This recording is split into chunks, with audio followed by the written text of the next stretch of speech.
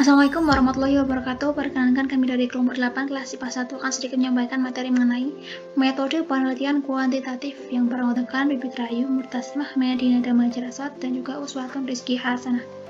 Nah, pada penelitian kuantitatif ini dibagi menjadi 3, yaitu penelitian eksperimen, penelitian survei, dan juga korelasi. Untuk yang pertama itu adalah eksperimen. Merupakan penelitian dilakukan untuk mengetahui akibat yang ditimbulkan dari suatu perlakuan yang diberikan secara sengaja oleh peneliti. Nah, penelitian eksperimen ini memiliki karakteristik yaitu merupakan satu-satunya metode penelitian yang dianggap paling dapat menguji hipotesis hubungan dari sebab akibat dan juga memberikan pengujian hipotesis yang paling ketat dibandingkan dengan jenis penelitian yang lainnya, serta digunakan untuk mencari pengaruh perlakuan tertentu terhadap dampaknya dalam kondisi yang terkendalikan.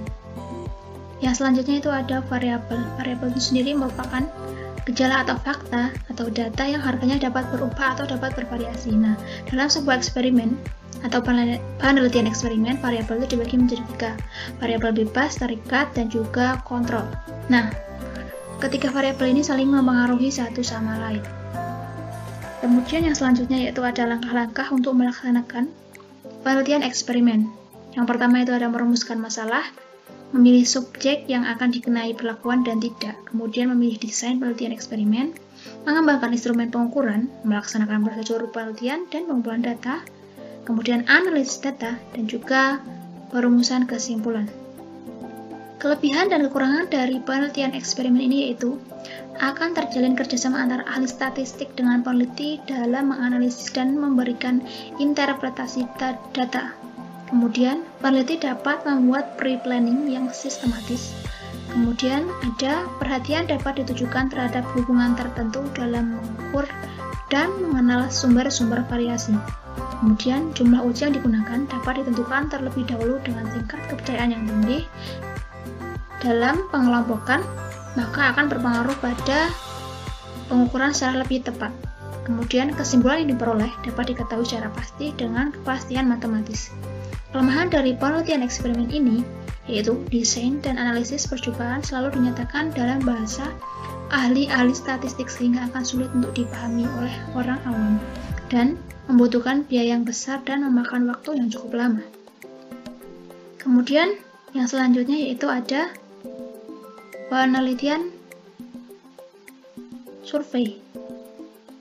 Penelitian survei merupakan penelitian yang mengambil sampel dari satu populasi dan menggunakan kuesioner sebagai alat pengumpulan data. Nah, karakteristik dari penelitian survei ini, data informasi dikumpulkan dari kelompok besar orang dengan tujuan untuk mendeskripsikan berbagai aspek dan karakter. Kemudian, data juga diperoleh dari pengajuan pertanyaan dan sampel, bukan populasi. Nah, kemudian komponen atau bentuk dasar pada desain penelitian survei. Nah, sampel survei dilakukan pada sebagai populasi atau pengambilan pada populasi sebagai sampel. Kemudian yang selanjutnya ada sensus, yaitu survei yang dilakukan pada seluruh anggota populasi. Kemudian ada public opinion poll, yaitu survei yang mengajukan pertanyaan kepada responden tentang suatu topik pendapat umum. Kemudian ada cross-sectional survey, yaitu survei yang membandingkan dua kelompok orang atau lebih untuk melihat perbedaan yang ada. Kemudian ada survei longitudinal, yaitu survei yang akan melihat perubahan atau perkembangan yang terjadi dalam perjalanan waktu tertentu. Nah, yang selanjutnya yaitu ada unsur-unsur penelitian survei. Pertama ada konsep, merupakan abstraksi mengenai suatu fenomena yang dirumuskan atas dasar generalisasi dari sejumlah karakteristik tertentu. Kemudian ada proporsi, merupakan hubungan logis di antara dua konsep yang ada. Kemudian ada teori, merupakan serangkaian asumsi, konsep, konstruk untuk menerangkan suatu fenomena sosial secara sistematis dengan cara merumuskan hubungan antar konsep yang ada. Kemudian ada variabel yang telah tadi dijelaskan, yang berfungsi untuk operasionalisasi konsep agar dapat diteliti secara empiris. Kemudian ada hipotesa, yaitu dirumuskan dalam bentuk pernyataan yang menghubungkan antara dua variabel atau lebih. Kemudian yang terakhir ada definisi operasional, yaitu suatu informasi ilmiah yang sangat membantu peneliti lain yang ingin menggunakan variabel yang sama. Nah, beberapa tahapan untuk melakukan penelitian survei. Yang pertama itu ada merumuskan masalah penelitian dan menentukan tujuan survei. Kemudian yang kedua, menentukan konsep dan hipotesa, serta menggali kepustakaan. Yang ketiga, pengambilan populasi dan sampel. Kemudian yang keempat, pembuatan kuesioner dan instrumen-instrumen yang akan digunakan. Kemudian pekerjaan lapangan termasuk memilih dan melatih pewawancara. Kemudian pengolahan data. Kemudian yang terakhir, analisis dan pelaporan. Kemudian yang selanjutnya yaitu ada penelitian korelasi.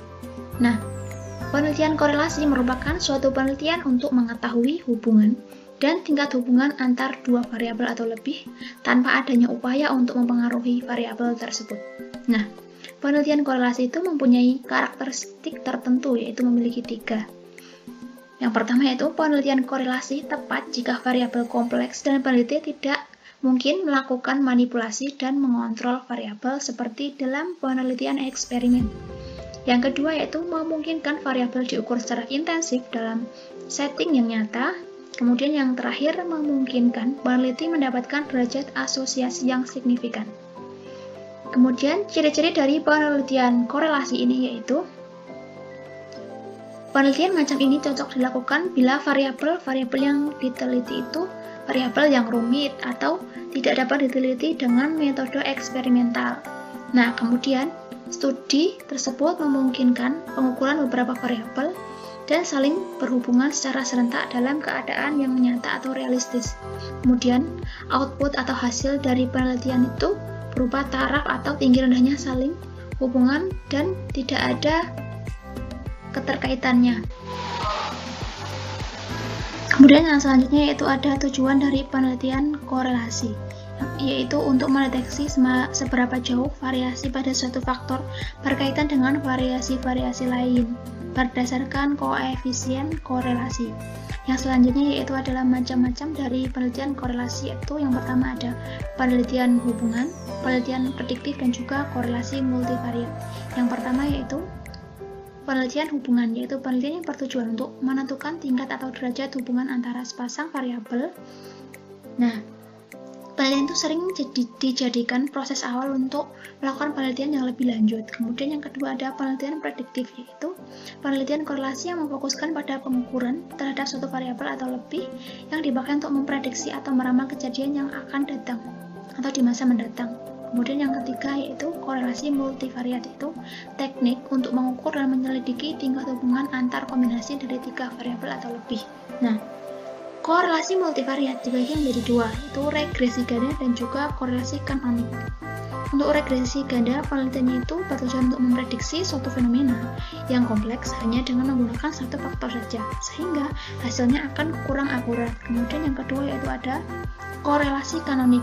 Nah, korelasi kanonik ini penelitiannya itu hampir sama dengan regresi ganda, namun dalam korelasi kanonik ini digunakan variabel lebih dari satu sehingga hasilnya juga akan lebih akurat dibandingkan dengan regresi ganda itu sendiri, sehingga lebih efisien untuk dipakai. Kemudian tahapan dari penelitian yaitu ada penentuan masalah, penentuan subjek, kemudian ada pengumpulan data, analisis data, dan juga kesimpulan. Nah, untuk kelebihan dan kekurangan dari penelitian korelasi itu sendiri yaitu ada 2 masing-masing. Nah, kelebihannya yang pertama yaitu menyelidiki hubungan antar variabel secara bersamaan. Kemudian, memberikan informasi tentang derajat hubungan antar variabel yang akan diteliti. Nah, kemudian kelemahan dari penelitian korelasi yaitu hasilnya hanya mengidentifikasi apa yang sejalan, tidak menunjukkan hubungan yang bersifat kausal. Kemudian, dibandingkan dengan penelitian eksperimental, penelitian korelasi kurang memberikan hasil yang akurat karena kurang menggunakan kontrol terhadap variabel-variabel bebas. Kemudian, pola hubungannya itu tidak menentu dan tidak jelas. Kemudian, sering merangsang penggunaan sebagai semacam shotgun approach, yaitu memasukkan berbagai data tanpa dipilih dan digunakan setiap interpretasi yang kurang bermakna. Mungkin itu saja yang dapat saya sampaikan. Mohon maaf bila terdapat kesalahan dalam penyampaian materi. Sekian dan terima kasih. Wassalamualaikum warahmatullahi wabarakatuh.